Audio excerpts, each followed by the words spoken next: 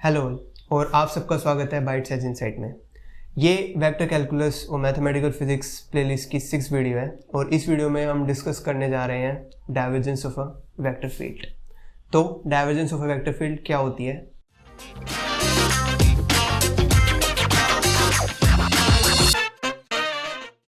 Definition देखते हैं सबसे पहले।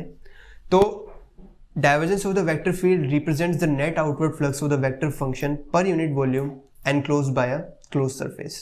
आसान भाषा में समझे, एक क्लोज सरफेस है जो कि एक वॉल्यूम एनक्लोज कर रही है, तो उसमें कितना फ्लक्स आ रहा है और कितना जा रहा है, इसके बारे में जो चीज बताती है of a vector field is divergence.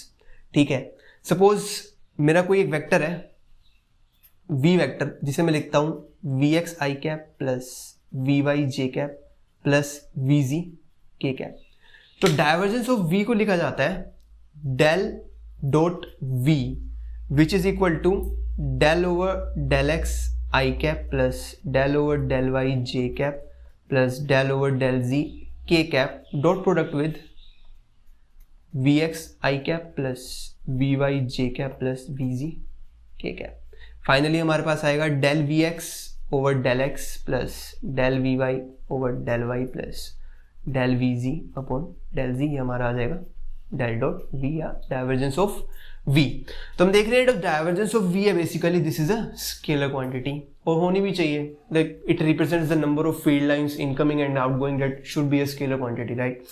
Now there are some things. तो चीजें क्या हो सकती हैं? डाइवर्जेंस ऑफ v जीरो भी हो सकती है, मतलब जितनी लाइंस आई उतनी ही लाइंस चली गई।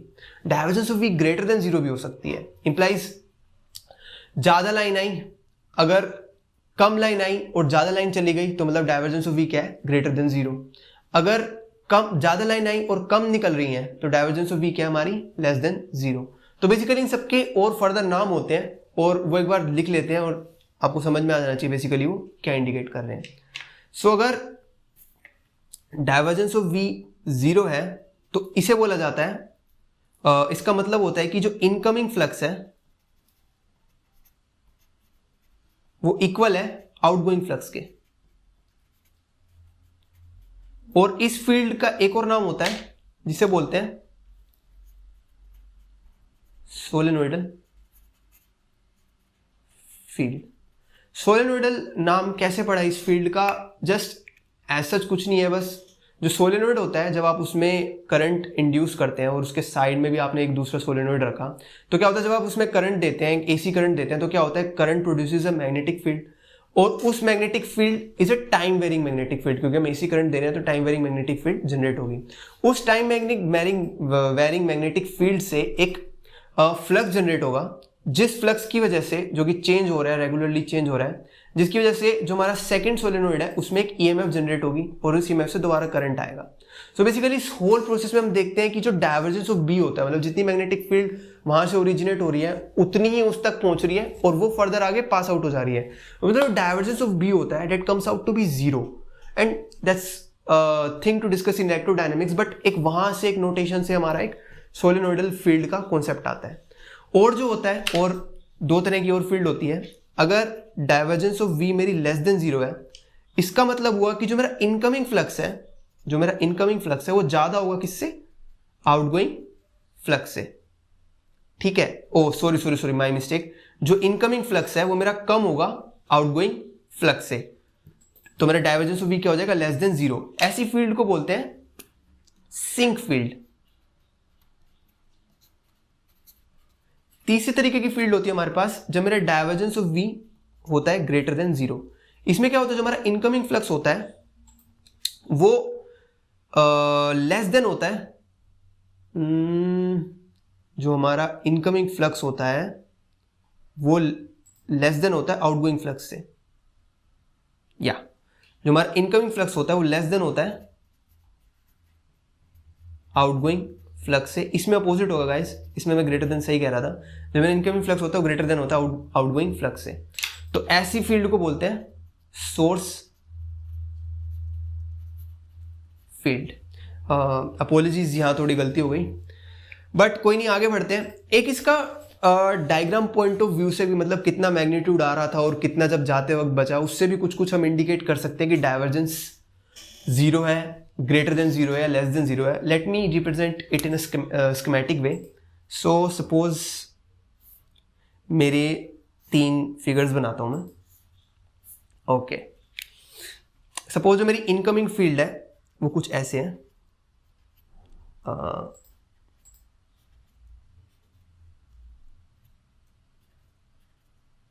ठीक है, इनकमिंग फील्ड ऐसे है. और जो मेरी आउटगोइंग फील्ड है, इस सिनेरियो में जितना इसका मैग्नीट्यूड है उतनी ही निकली, मतलब दिखने में नहीं लग रहा होगा, मतलब जितना इसका मैग्नीट्यूड है लेंथ में उतनी है. तो जितने मैग्नीट्यूड की आई उतनी मैग्नीट्यूड की निकल गई, इंप्लाइज डाइवर्जेंस ऑफ वी इस केस में क्या हो गया, 0. इस सिनेरियो में क्या हुआ, लंबी लंबी फील्ड्स आई, मतलब मैग्नीट्यूड ज्यादा था वो फिर छोटी हो गई. तो मतलब इनकमिंग जो फ्लक्स है बेसिकली वो मेरा ज्यादा है, आउटगोइंग फ्लक्स है. तो कौन सी है, सिंक फील्ड. सिंक फील्ड में क्या होता है, divergence of v is less than 0.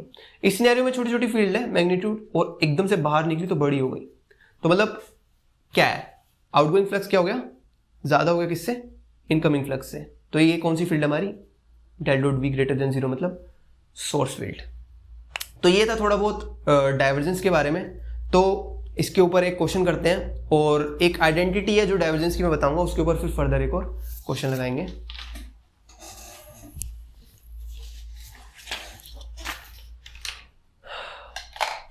Suppose मेरा क्वेश्चन है, if r vector is equal to x i cap plus y j cap, then del dot r is equal to 0 and grad of modulus of r is equal to r vector. Option A. Option B, del dot r is equal to 2 and gradient of r is r vector upon magnitude of r. C option is del dot r is equal to 2 and gradient of modulus of r is r vector. और D, del dot r vector is equal to 3 and this is r vector upon r. तो इसमें से कौन सा option ठीक है. देखिए हम ग्रेडियंट भी पढ़ चुके हैं तो उसमें निकालने में कोई इशू नहीं है, बट पहले डाइवर्जेंस निकालते हैं और ऑप्शन एलिमिनेट करते हैं. सबसे पहले डाइवर्जेंस निकालते हैं इस क्वेश्चन के लिए. तो अगर मैं डेल डॉट आर करूंगा, मतलब मैं कर रहा हूं डेल ओवर डेल एक्स, इसका कंपोनेंट आई कैप का x, plus del over del y, इसका कंपोनेंट वाई. यह आता है मेरा 1 प्लस 1 इंप्लाइज 2. तो मेरा डाइवर्जेंस ऑफ आर क्या आ गया, 2. तो मतलब सीधे सीधे देख रहा हूं कि यार ये 2 ऑप्शन तो हो रहे हैं हमारे एलिमिनेट. अब हमें निकालना है gradient of modulus of r. तो अगर मैं मॉडुलस ऑफ आर करता हूं तो आएगा मेरा under the root x square plus y square. और इन टर्म्स ऑफ मैं स्फेरिकल या पोलर कोऑर्डिनेट्स देखूं तो basically it is equal to r, r itself, r in terms of magnitude. Okay, या ऐसे ही लिखना चाहिए. ओके, ये आ रहा है मेरा आर के बराबर. और अब मेरे को क्या करना है, मेरे को इसका ये करना है. ठीक है, ये चीज. तो ये हो जाएगा मेरा डेल ओवर डेल आर, क्या ये आर आर कैप. ठीक है, ये हो गया मेरा 1. तो मतलब मेरा क्या बचा, simply r cap. R cap को मैं लिख सकता हूं r vector upon magnitude of r. तो ये आ गया मेरा ये. तो देखते हैं कौन सा ऑप्शन मैच कर रहा है रिमेनिंग 2 में से. रिमेनिंग मेरे पास एक ये ऑप्शन बचा था और एक ये ऑप्शन बचा था. इसमें डाइवर्जेंस ऑफ आर 2 है, इसमें भी डाइवर्जेंस ऑफ 2 है, लेकिन gradient of modulus of r, इसमें सिर्फ आर वेक्टर है, इसमें r vector upon modulus of r, जो हमारा आंसर आ रहा है. तो करेक्ट ऑप्शन क्या हो गया, B. Okay, moving forward. Sorry, यहीं let me use this space. एक आइडेंटिटी के बारे में डिस्कस करते हैं जिसके ऊपर कई बार क्वेश्चन आ जाते हैं. Suppose it is an identity of combination of both gradient and divergence. So it is something like this. Suppose I have to find gradient of a scalar function multiplied with a vector function. So here u is a scalar quantity and v is a vector quantity. It is given as u बाहर v के साथ divergence plus u के साथ gradient dot v vector. तो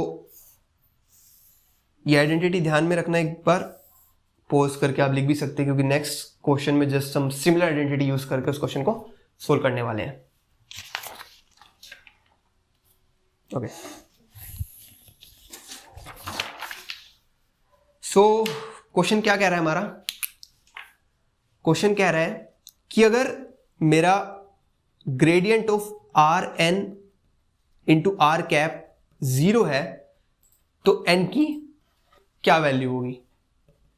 this is my question. Okay, इस question में proceed करते हैं. तो आप देख सकते हैं इस चीज को मैं रीराइट कर सकता हूं कुछ इस तरीके से, r n r vector upon r, r cap को आर वेक्टर अपॉन आर लिख सकते हैं. डेट इज आर की पावर 1, ऊपर जाके -1 हो जाएगी. That can be written as r की power n-1 dot r vector. ठीक है, ये आ गया. तो मतलब अब मेरे को इसकी बदले ये निकालना है, del are n-1 are vector. अब इसमें हम देख सकते हैं कि ये वाली जो चीज है ये है स्केलर और ये है वेक्टर. ठीक है, हमारे पास आइडेंटिटी क्या आई थी, एक बार मैं दोबारा से रीराइट कर देता हूं. आइडेंटिटी थी हमारी कि अगर मेरे को ये निकालना हो तो u bar divergence of v plus gradient of u dot v vector. ठीक है, सिमिलर आइडेंटिटी अप्लाई करते हैं और देखते हैं क्या आता है. इसमें अप्लाई करते हैं, u बार आएगा मतलब r की पावर n-1 बाहर आया. Divergence of v, okay, divergence of r vector क्या होगा? ओके, r वेक्टर को मैं लिख सकता हूं xi plus yj plus z के कैप, और डाइवर्जेंस होता है del upon del x into x component जो कि है x, plus del upon del y y component जो कि है y, plus del upon del z जो z कंपोनेंट है z. तो मतलब 1 प्लस 1 प्लस 1 यह आता है हमारा 3. Del dot r vector is 3 plus divergence gradient of u, gradient of u होगा मेरा del upon del r r n-1. Okay, यह आएगा मेरा n-1 आगे आ जाएगा और ये होगा r की पावर n-2 आर कैप. ये r वेक्टर के साथ वो कंपोनेंट है. ठीक है, u था हमारा r की पावर n-1, तो n-1 आगे आएगा, r की पावर n-2 और r कैप. थीटा कैप और फाई कैप में वो 0 हो जाते हैं, ये हम आगे आने वाली वीडियोस में देखेंगे. बट एज सच नाउ सीधी सीधी हमारी डिफरेंशिएशन है. इसका डॉट है मेरा u वेक्टर से, u वेक्टर v वेक्टर से. v वेक्टर क्या है मेरा? r वेक्टर, और r वेक्टर को मैं लिख सकता हूं r कैप इंटू r. अगर इसका मैं डॉट करता हूं तो ये हो जाएगा मेरा 1 और r की पावर 1 इसमें ऐड हो जाएगी, तो मेरे पास बचेगा r, और ये सारी क्वांटिटी इक्वेट करते हैं हम 0 के इक्वल. r n-1 into 3 plus n-1 into r की power n-2 plus 1 is equal to 0. r की पावर n-1 स्ट्रेट फॉरवर्ड बाहर आ रही है, अंदर बच रहा है 3 plus n-1 is equal to 0. This can be equal to 0, so we have to equate this term equal to 0, which implies 3 plus n-1 is equal to 0 implies n is equal to -2. And for this particular example, if I substitute n is equal to -2 over there, मुझे क्या मिलेगा? Gradient of r -2 r cap is 0, which can further be written as r cap upon r square is 0. Oh, sorry, 0. सो ये एक classical आप कह सकते हैं proof भी है, जो बीएससी में कई बार नॉर्मली जो क्वेश्चंस में हम यूज करते हैं. So I think this is enough for today's video, and I think you hope and get the feeling of what divergence is and what gradient is. In next video we are going to talk, और मतलब बातें करेंगे curl वगैरह के बारे में थोड़ी बहुत. तो as for now we should sign off now.